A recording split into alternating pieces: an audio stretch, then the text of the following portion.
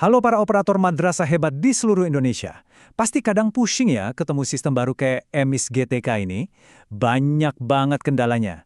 Tapi tenang, nggak usah panik. Di sini kita bakal kupas tuntas semua masalah umum yang sering banget Anda temui, plus solusinya. Biar kerjaan jadi lebih satset, lancar jaya. Assalamualaikum warahmatullahi wabarakatuh. Oke teman-teman semua, yuk kita mulai sesi ini dengan niat yang sama ya, yaitu untuk saling bantu, biar urusan kita semua dalam mengelola data di madrasah jadi lebih gampang. Oke, ini dia agenda kita. Kita mulai dari yang paling dasar, soal login. Terus kita lanjut ke manajemen PTK, plotting kepala madrasah sama guru BK, atur jadwal, sampai yang ditunggu-tunggu, panduan insentif. Pokoknya komplit.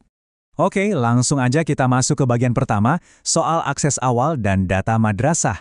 Ini nih, ibaratnya gerbang utama. Sering banget banyak yang nyangkut di sini. Yuk kita lihat kenapa. Nah, ini dia pertanyaan sejuta umat ya kan? Udah yakin masukin username sama password bener, kok nggak bisa login? Atau malah muncul tulisan aneh, no match. Maksudnya apa sih ini sebenarnya? Nah, ini dia penjelasannya, biar kita ngerti bahasanya sistem. Kalau muncul no match, itu artinya skor kecocokannya di bawah 50. Data madrasah kita di EMIS 4.0 sama EMIS GTK itu ibaratnya belum kenalan sama sekali, belum nyambung. Nah, ada juga candidate atau need verify. Itu artinya udah mulai kenalan tapi masih butuh verifikasi. Goal kita semua itu pastinya yang paling atas, auto link. Skornya di atas 90, datanya udah nyambung sempurna. Mantap! Terus solusinya gimana? Gampang.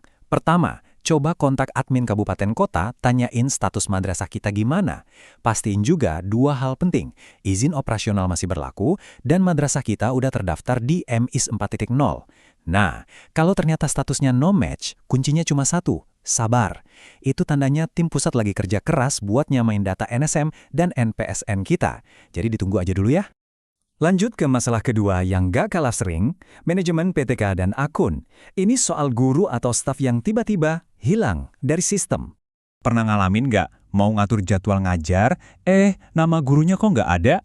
Dicari-cari gak ketemu, padahal orangnya ada, ngajar tiap hari. Bikin pusing kan? Tapi tenang, solusinya tuh sebenarnya gak ribet kok.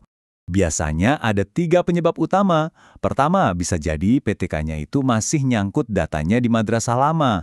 Solusinya, ya minta madrasah lamanya buat proses mutasi. Kedua, simpel banget. Akun si PTK-nya emang belum pernah diaktifin sama sekali, jadi suruh gurunya login dulu. Nah, yang ketiga, ini yang paling sering kelewat. Fungsinya masih strip, belum diatur sebagai guru. Cek aja di menu manajemen akun. Tinggal diubah, beres. Oke, sekarang kita bahas yang agak spesifik ya, soal plotting kepala madrasah dan guru BK. Ini juga sering ada kendalanya. Pertama, soal kepala madrasah. Kenapa kok nggak bisa di-plotting? Nah, perlu diingat nih, yang ngeplot camat itu wewenangnya admin kabupaten/kota. Tapi, tugas kita sebagai operator madrasah itu penting banget, yaitu nyiapin lapangannya biar mulus. Jadi apa aja yang harus kita siapin? Pertama, pastiin calon camatnya itu udah benar-benar jadi PTK di madrasah kita, statusnya Satminkal. Kedua, ini yang super penting, cek menu tugas tambahan. Kalau beliau masih punya jabatan lain, misalnya wakamat, itu harus dihapus dulu. Sistemnya nggak bisa double-double jabatan. Kalau udah beres, baru deh minta admin Kapko buat plotting. Oh ya, satu lagi, pastiin nomor SK-nya itu clean, nggak ada karakter aneh kayak garis miring atau titik. Sekarang kasus guru BK, ini beda lagi ceritanya. Kadang pas admin Kapko mau ngeplot, nama gurunya nggak muncul sama sekali di daftar pilihan. Lah kok bisa? Jawabannya, karena sistem EMIS ini pinter, dia ngecek kualifikasinya dulu. Jadi ada beberapa syarat wajib yang harus dipenuhi. Pertama, gurunya harus udah pernah login, akunnya aktif. Kedua, ijazah S1-nya harus nyambung, harus dari bimbingan konseling atau psikologi. Dan yang ketiga, ini kuncinya, ijazahnya itu wajib udah di-verval sama admin Kapko. Kalau salah satu dari syarat ini nggak terpenuhi, ya jangan heran kalau namanya nggak akan muncul. Jadi, verval ijazah itu hukumnya wajib. Baiklah, sekarang kita masuk ke kerjaan sehari-hari yang paling seru. Jadwal mengajar dan rombel. Yuk, kita bikin pengisiannya jadi lebih efisien. Enaknya di EMIS GTK ini, kita dikasih 3 cara, 3 metode efisien buat ngisi jadwal mengajar. Jadi, Anda bisa pilih mana yang paling enak. Pertama, bisa lewat template Excel. Ini cocok banget buat yang suka satset, tinggal download, isi, terus upload lagi. Kedua, bisa input per kelas. Kita pilih kelasnya, terus atur jadwalnya satu-satu. Atau ketiga, input per guru. Kita pilih gurunya, terus masukin dia ngajar di kelas mana aja.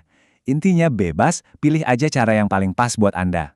Nah, ini dia, penyakit klasiknya. Rasanya udah ngisi jadwal semua, udah lengkap. Tapi kok JTM-nya masih nol? Atau pas mau tarik rombel dari emis, datanya kok nggak mau muncul? Atau malah jadi aneh? Kenapa ya? Ini dia contekan cepatnya.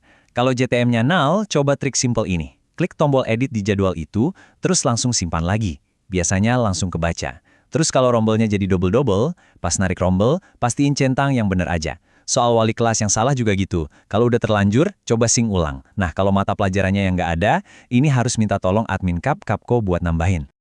Oke teman-teman, kita sampai di bagian pamungkas yang paling ditunggu-tunggu. Panduan pengajuan insentif. Yuk, kita pahami bareng-bareng syarat dan alurnya biar nggak ada yang kelewat ya.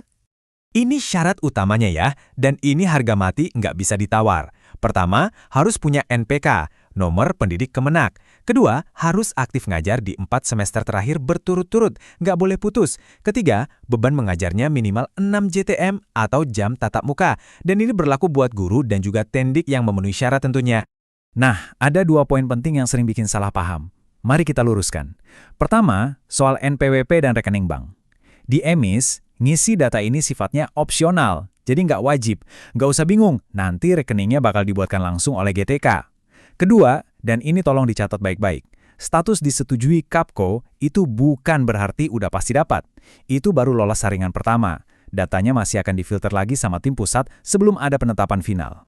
Jadi, intinya apa? Kuncinya itu cuma 2, teliti pas masukin data dan paham alur sistemnya. Kalau 2 itu dipegang, insya Allah semua masalah yang tadi kita bahas gampang diatasi. Semangat, Anda semua pasti bisa. Gimana? Setelah kita bedah semua solusinya, semoga jadi lebih pede ya ngadepin emis. Dengan bekal ini, saya yakin Anda semua siap buat ngelola data madrasah jadi jauh lebih lancar dan efisien. Semoga panduan ini bermanfaat ya. Wassalamualaikum warahmatullahi wabarakatuh.